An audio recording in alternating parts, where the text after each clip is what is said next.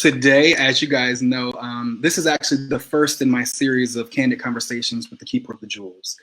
I have the pleasure and honor of being labeled or bestowed the title of Keeper of the Jewels from the legendary Dick Gregory. Like you, people like you, who don't have to go and get approval from white folks to put the truth out there.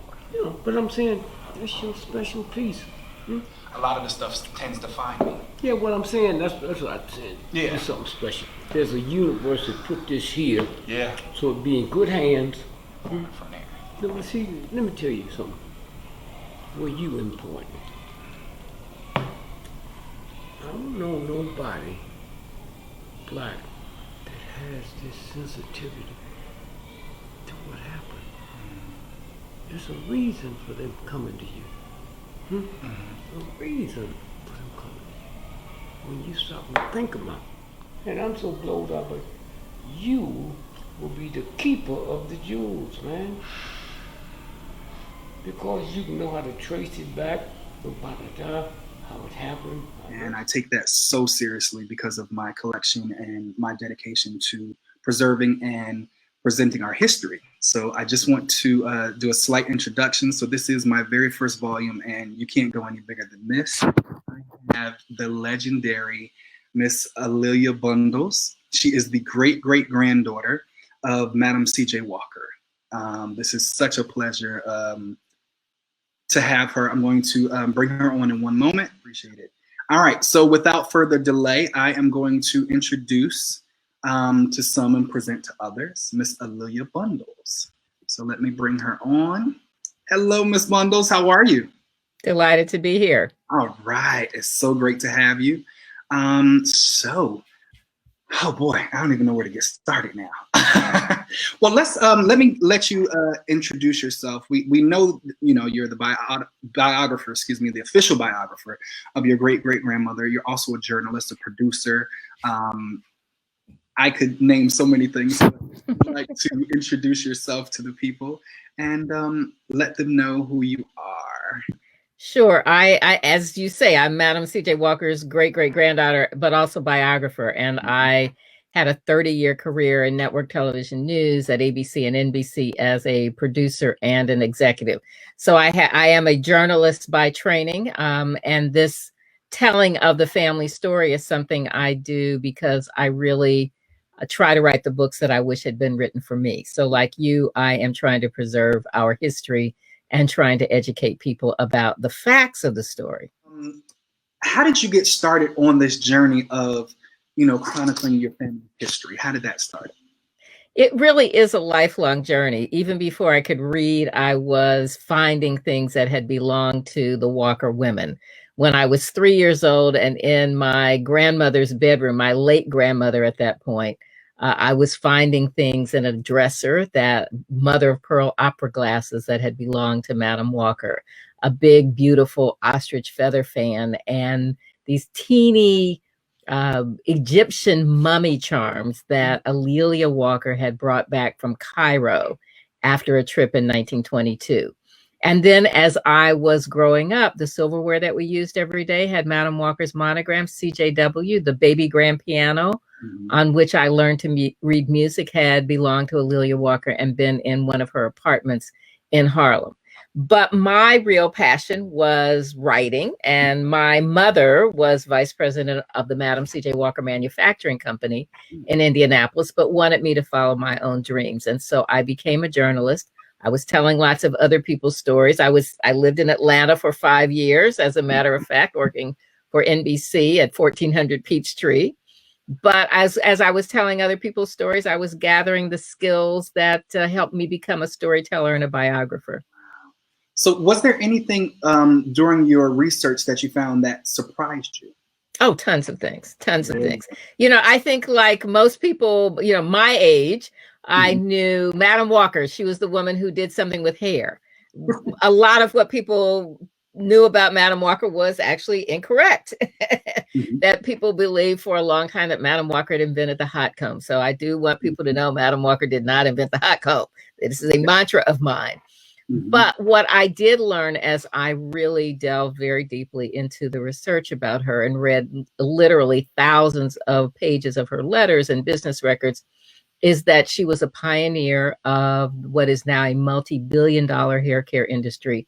And she employed thousands of women. She held annual conventions that I didn't know about when I first started doing research that brought hundreds of African-American women from all over the United States, the Caribbean, and Central America, that she was a political activist, a patron of the arts, was very involved in the anti-lynching movement.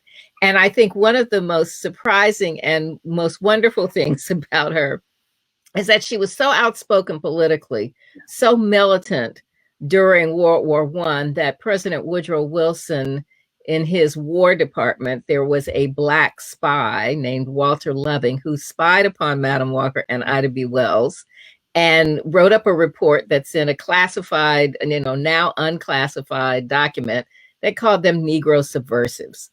So that made me love her even more. Who were some of your mentors and influential people in your life? Well, my parents, I mean, really, they were really the ones who emphasized education. My grandfather my mother's father, was very instrumental in me understanding Black history. He had been born in 1892. His parents had both been college educated. His mother had gone to Oberlin.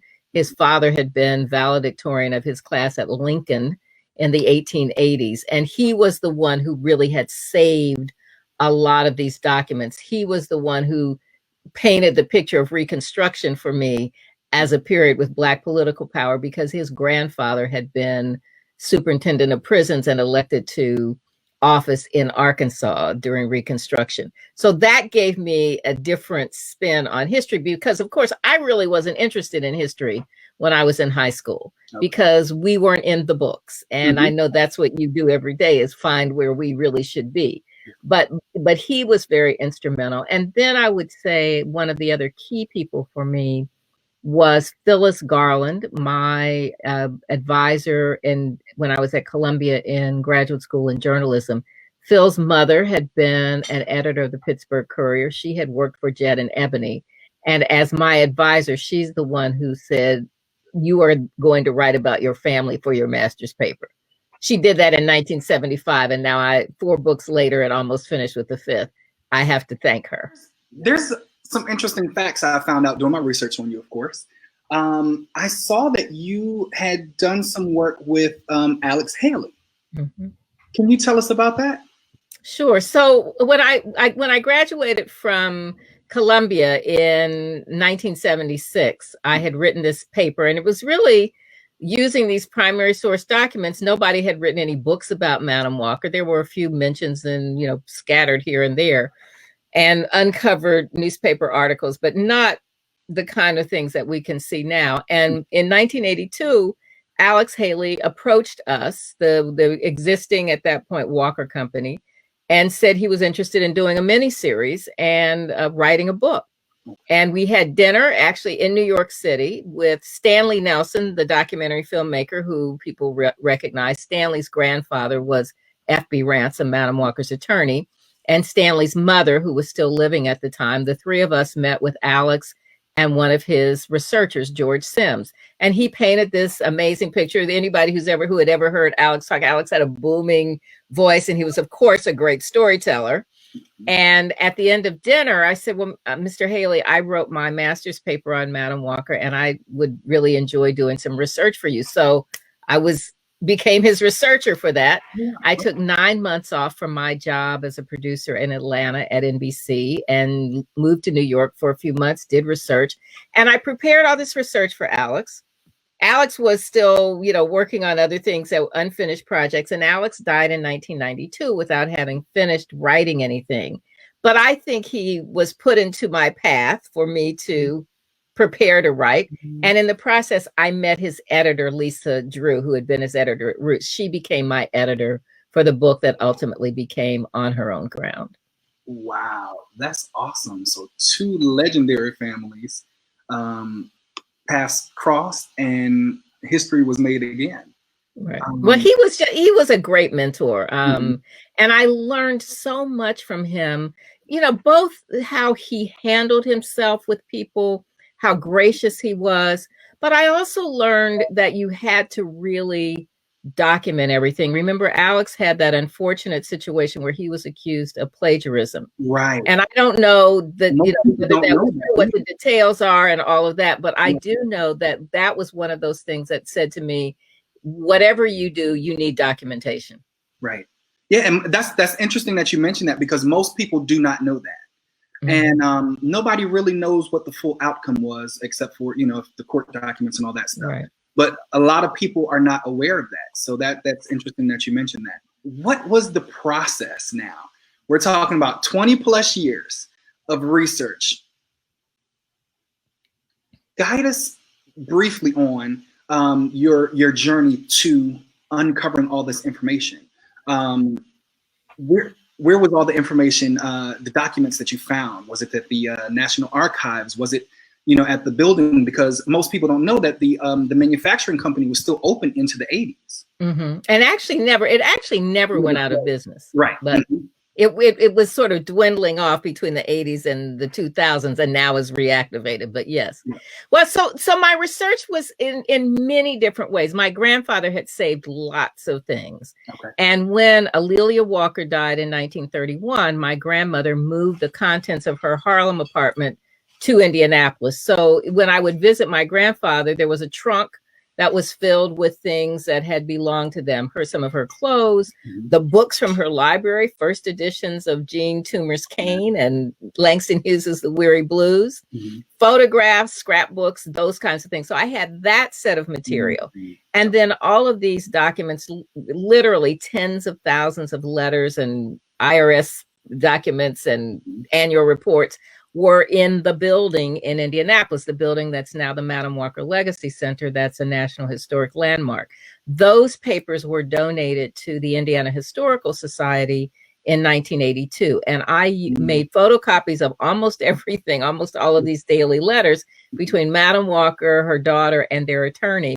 And that helped me reconstruct where she was. Mm-hmm. Then I traveled to more than a dozen cities, going through microfilm at that point because newspapers weren't digitized. Right. And then looking at Booker T. Washington's manuscript collection at the Library of Congress. And then you mentioned the National Archives. I mean, this is kind of one of those, sort of totally random things where the plantation where she was born and where her parents and older siblings had been enslaved was the same plantation that Ulysses S. Grant had used to stage the siege of Vicksburg. So that meant there were all kinds of military records at the National Archives. So we find our history in, as you know, the most random places. Absolutely. One of the things that most people don't know that they didn't get in the actual series was her amazing, I don't want to say meager beginnings, but it was. Most people don't know that she was born, the first child born after slavery. She was the first free child. Right. Yeah. I mean, I think one thing that I know that, there are things, we'll talk about this, things about this series that are, uncomfortable for me because they're untrue. Mm-hmm.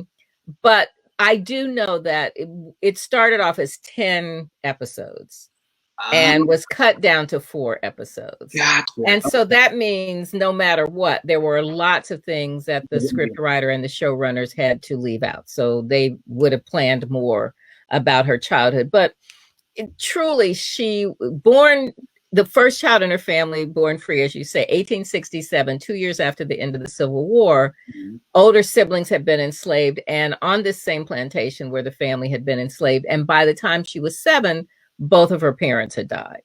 And this was the story. She told this in speeches that she got married, she said, at 14 to get a home of her own. She married a man named Moses McWilliams. She had her daughter at 17, Lelia.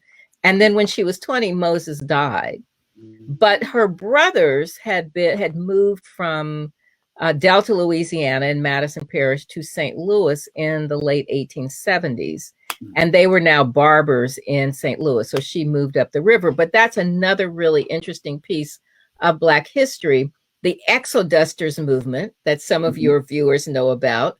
But the Exodusters movement, in the same way that we see people leaving Central America because life is so violent and so unsafe and there's no opportunity. African Americans had been through just enough cycles of sharecropping that they saw that they were getting cheated, and they lined up on the banks of the Mississippi River in Louisiana and Mississippi, and got on steamboats and came north because they thought there was free land in Kansas. And her brothers and the family minister were chased out of Madison Parish after the election of 1876, when the Ku Klux Klan got power, by gunpoint. So she had seen that racial violence as a child. Right.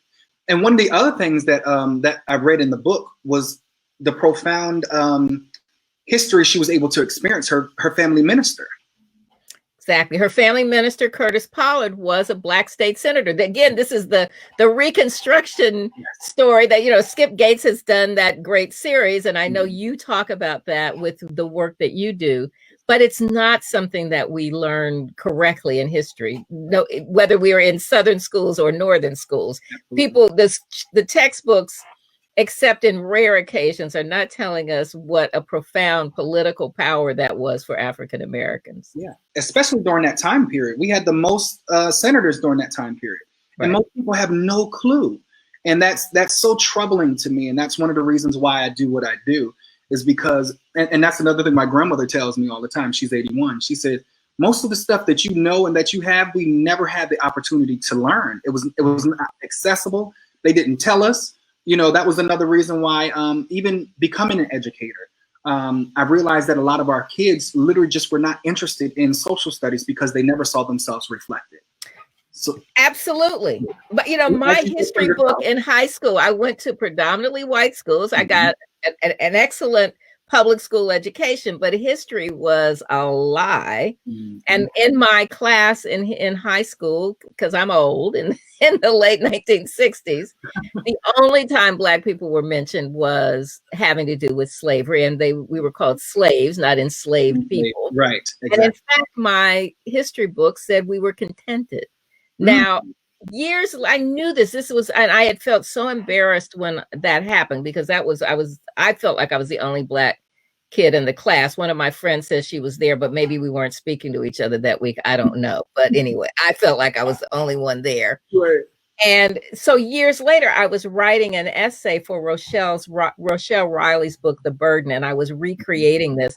And a friend of mine found the textbook, the original textbook. It was at Harvard's Ed School. They had textbooks from the mid 20th century, because I didn't want to write something that wasn't true. And in fact, there was a paragraph that said, and they were contented. Essentially, they were better off enslaved than when they were free. And that was how history was taught. Wow.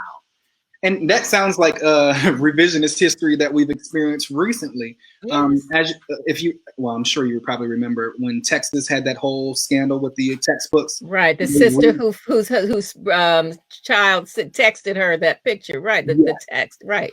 And it, as my grandmother would say, it burns my britches when I see a lot of the things that they've tried to revise, calling enslaved Africans migrant workers. Right. Like, really? But that's a whole nother subject. Because I want to know what you think about what do we need to do moving forward to start integrating our history into the textbooks.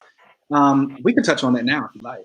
Yeah, sure. Well, I mean, doing the kinds of things you do, doing the things I do. One of the things in telling this story with the Netflix series, it is positive in the sense that Octavia Spencer was great. I think she really embodied Madam Walker. When I see the range of reactions to it, the people who love it and who are just really glad to see Black people, in business and being successful and in mansions and starting businesses. I mean, that is a positive.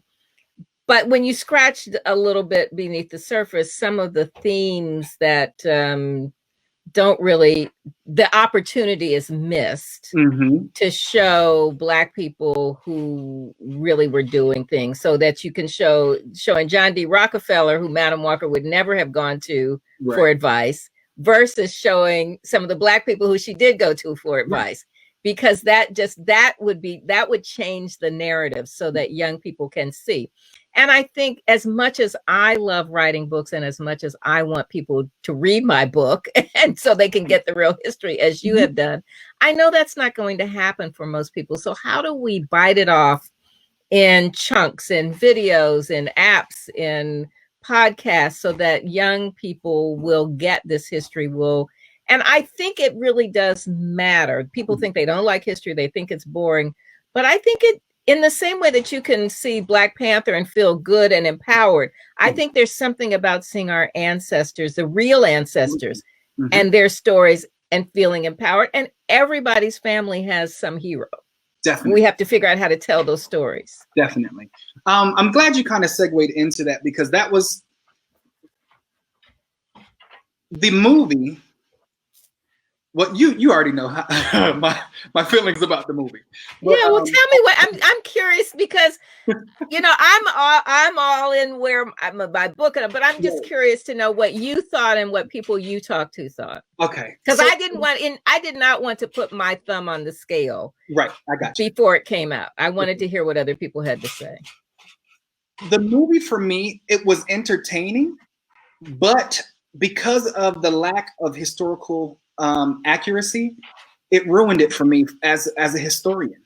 Your great-great-grandmother had such an amazing story from beginning to end, and for it not to be reflected that way, or they felt like it wasn't enough, and that may not have been the case, but for me, it felt like all too often our stories are kind of convoluted or diluted because they feel like it's not enough.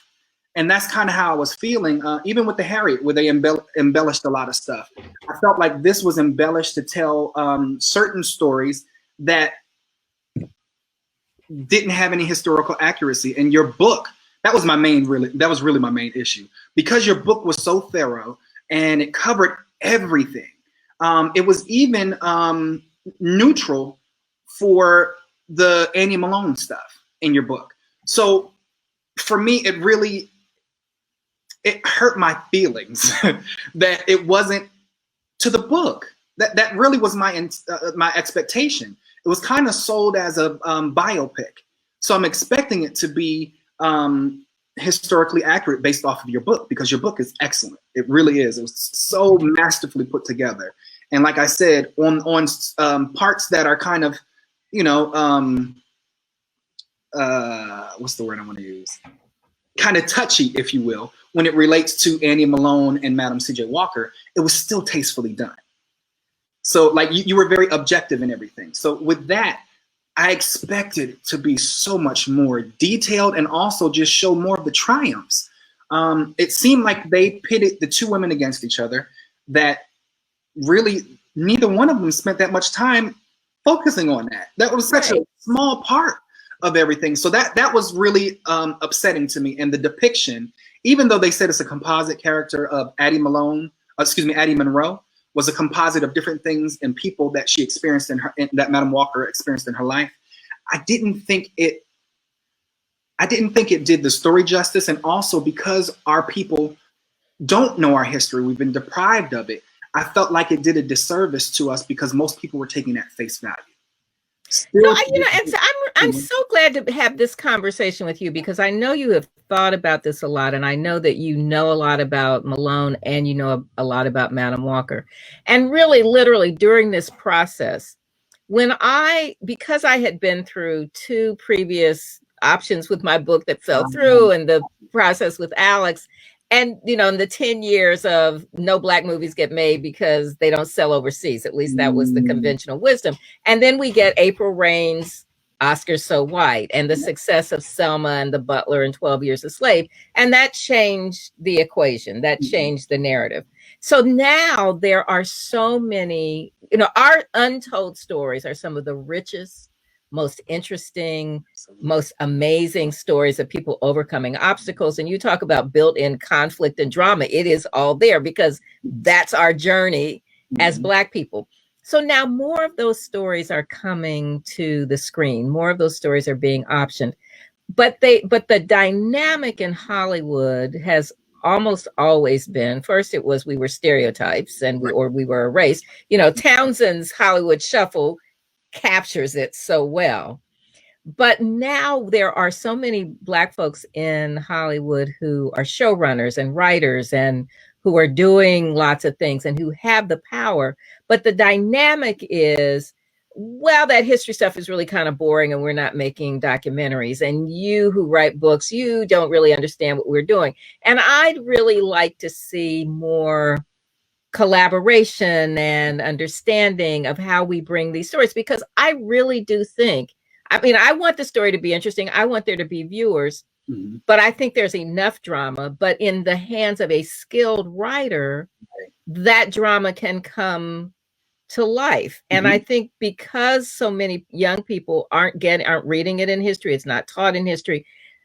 I don't want to say that they have any special responsibility, but I do think they have a responsibility knowing that the story has never been told. If we had, you know, if Madam Walker had 10 different, you know, stories, then you could do a fantasy thing. But, you know, there's enough real life drama that if you're really good at what you do as a writer, you can find ways to tell that story and make it interesting.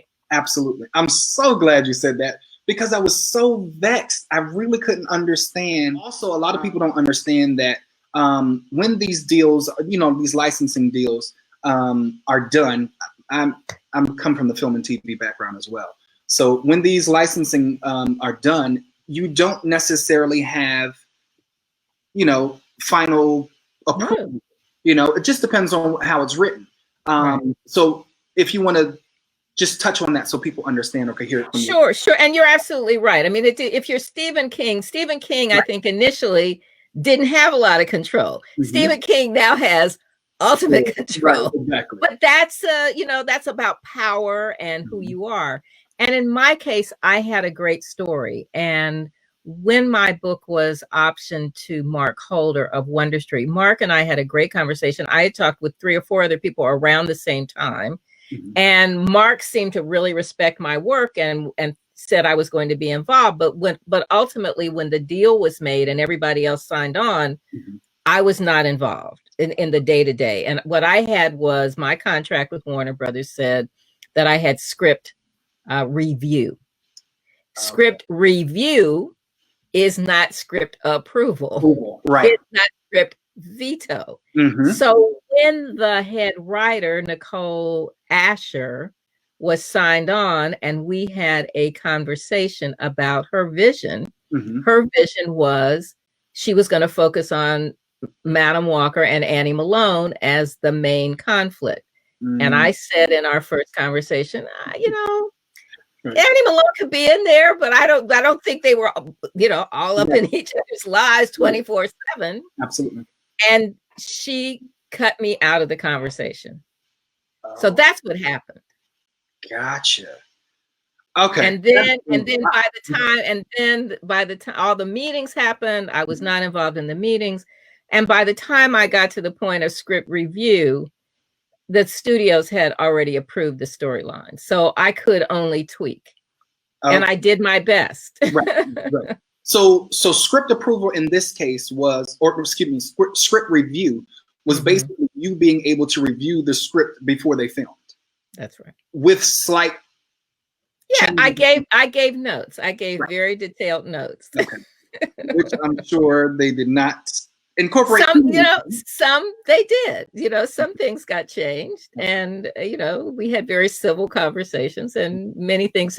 But it had been approved as that main storyline. Okay. Even though I would never have done it that way. Right. Well, I mean, I definitely can tell based off of the book. You know, everybody, please go out and get the book. I actually left the book on my other desk because I wanted to. Well, I know you have one. All right, here we go. Okay.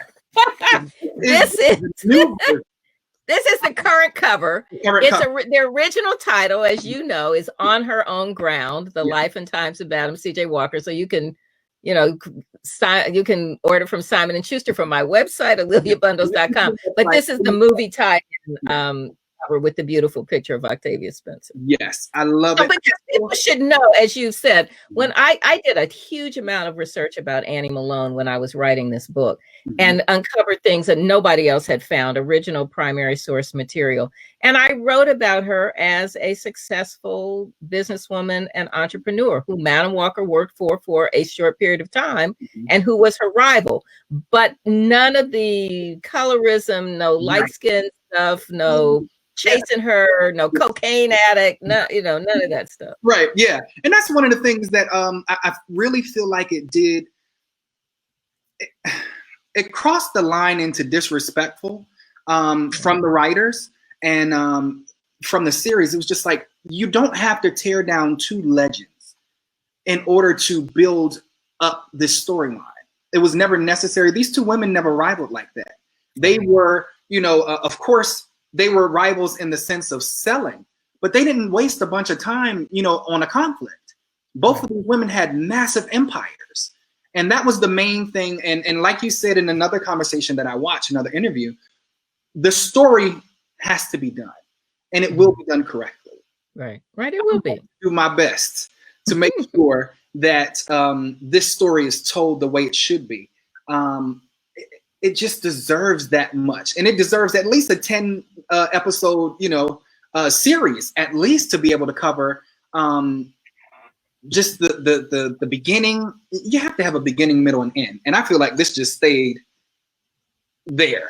Right. and at the same time, because you have worked in the film industry, the fact that it got made is amazing. It is. It absolutely. I mean, that is everybody tells me it is a minor miracle when you go from not just from book to deal to script, and then to actually shooting and actually editing and actual distribution. Right. And every one of along the way, every one of those steps can be messed up. And the people who worked on this were amazing. I spent one day on the set in Toronto during the last week, and it was the day that Demaine Davis, who people know from Queen Sugar, was directing two scenes. One scene with Blair Underwood as CJ Walker, and I'm no spoilers for people who haven't seen it, but the scene where people will say, "CJ, wear your shoes." Was that scene. Okay.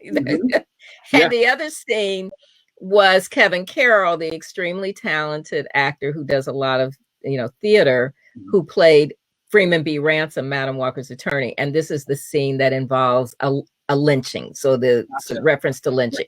So that was incredible. But the costume people, the props folks, the hair folks, the makeup people, the crew, everybody worked hard. And people told me that they had turned down other jobs for more pay in some instances because they so wanted to work on something about Madam Walker. So I'm really intentional about lifting up those folks who work so hard. Definitely. And that was one of the things that I was really disappointed about. I was working on Black Lightning at the time here in Atlanta. And I saw it was about to start shooting. I was like, oh my God, this is the one movie that I would love to work on. And of course, once I found out it was in Canada, I was just like, well. Yeah. And that was, budget, because it was the budget was cut. Yeah. But but it is Octavia Spencer really. I've seen a couple of interviews that said, "Oh, she's so low key," or something. I didn't really. I get everybody's kind of got their take on things, but I will say, after having literally for 50, this is a 50-year journey. When I wrote my first report in high school on A'Lelia Walker and the Harlem Renaissance. Every time I've seen the scenes with her, I just feel like, boy, she has made my book come to life. Yeah. That she took it to heart. She really tried to bring Madam Walker to life. And that I appreciate. Yeah, definitely. She was literally A1. She absolutely was. It was fantastic. My only issue, and that literally was it, my only issue with the series was that it was not historically accurate. And that was what the expectation I had when they were selling it as the Bible. And I am, because you've worked in film, I had these conversations back and forth with, well, why don't can you try to do this so that it's not sort of opposed to the core of the person, like F.B. Ransom, Madam Walker's attorney. Yes. Total straight arrow. Yes. His children said he took an oath as a teenager to never drink, gamble, or smoke or curse, Mm. or it was like, well, he wasn't going to do any of those things. Yeah. And then to introduce I mean, I know people love Bill Bellamy, and I'm not. This is no shade on him, Right. but the character Sweetness as a pimp and a numbers runner, and that he made this bet, he would never have made that. So, like, this is antithetical to the person. Yes, make up stuff, but can you not do that? And then I basically was told over and over again, this is not a documentary. I'm like, I know that. I worked in news for 30 years. I know that, but can we? It's almost offensive. It's and that was my issue. It's like a lot of lines were crossed for me as a historian and one that knows that our people don't know the history because it's been kept from us. Because we don't know. That was my issue on you remember the watch party that you guys did the first the first day. The Twitter night. Yeah, right, on Twitter, right. So, with my good friend Harriet Cole. Was that the one? It was one with two ladies that you guys did a live on Instagram. Oh, that was a different thing. Yeah, that was different. So that one, it was a watch party kind of thing where people watched and it was time right after the episodes for them to come on. And should I say it that way? Apparently, the hosts did not do their research and were having this conversation as though it was historically accurate, like this was the actual historical telling of everything. Oh, I'm wondering, was I on that? You came on that later on. Okay, all right. Maybe I missed that early conversation. Yeah, so the whole time I'm literally typing in the comments. I'm like, no, please make sure that you're letting the people know that this is a fictional account. It's inspired by. This is not historical accuracy. And apparently they must not have done that research because then when you came on, they asked, did anybody have any comments? And I said in the comments, can Ms. Bundles please address the historical accuracy of the thing? And you saw the comment and then you told that. Okay. But my issue, that was my main issue with it, was because a lot of our people, because they don't know, because they haven't had access to the history, they have taken it for gospel truth. Yeah, and this is a lot. This is the thing that there are so many people who loved it. Yes. And who were inspired by it, and people who told me they're reactivating their side hustle, and they're so. I don't want to rain on that parade because we're so hungry for images of ourselves and for us being heroes. But I do want people to know that the truth is really so much more interesting. Everything in your book, it's so many things they had to choose from when it comes to the obstacles. Now, what I do want to transition into is I want to talk about the series since we're already there. Can we go into the relationship between CJ and Madam Walker? Sure.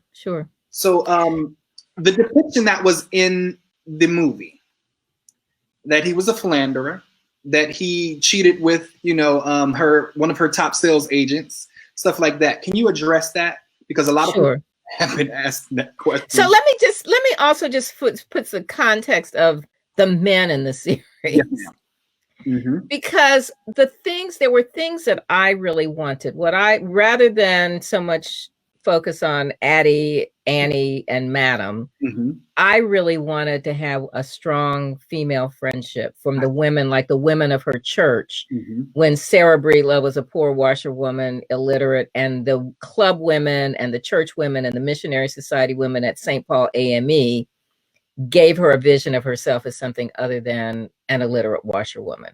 And those relationships and that mentoring transferred to later when she was wealthy and she had an organization where she gave back to other women and she empowered them. So that I very much wanted.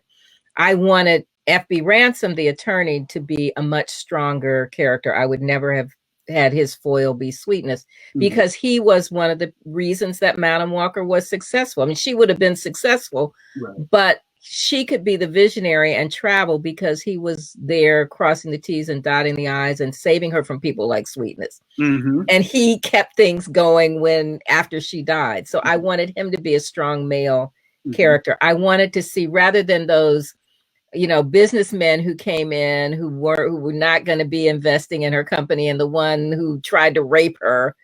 Rather than that, I would have had the people, George Knox, who was the publisher of the Black newspaper, and Mhm. Joseph Ward, the doctor whose home she stayed in. I mean, these characters would have become composite, but people, Black men who really Right. were her champions. Mhm. And then the scenes with Booker T. Washington, while yes, they got off to a rocky start, but she admired his political power and she didn't agree with him on everything. But ultimately, there was a respectful relationship that became a friendship. Right. So I would have shown that evolution, but that's not what happened. And so now the specific question you have about CJ. Yes. So Mhm. my read on this, and as you know in the book, is that when they first got together, they were in St. Louis. She moved to Denver to get away from her second husband, because that was a disaster and she needed a fresh start. That was Davis. So John Davis was the second husband. And she moved to Denver because she had a widowed sister-in-law and 4 nieces who were part of the AME church there. So that was another safe haven. Mhm. Lelia, she had sent to Knoxville College by this point. So she's there. CJ, who really had been a newspaper man, who I think had been more advertising than a journalist, but maybe both, moved to Denver. They got married. And she was selling Malone's products, but also working as a cook for a pharmacist, the biggest pharmacy west of the Mississippi. Mhm. So he tweaked some things for her because this formula was not new to Malone either. Mhm. And then CJ moved there. They got married. And then she started calling herself Mrs. CJ Walker and Madam CJ Walker. And I think he did help her with advertising and marketing. He was kind of an events guy. You know, he'd have a big picnic with advertising in the newspaper. He dabbled in real estate. He was kind of a hustler, not in a negative sense, but had a hustle, always had a hustle. Because they made it seem like in the movie that he was just this guy that was there that was kind of living off of her in a sense. Right. That And maybe some of that would have been more developed. But Right. then ultimately it is true that he had an affair with her agent.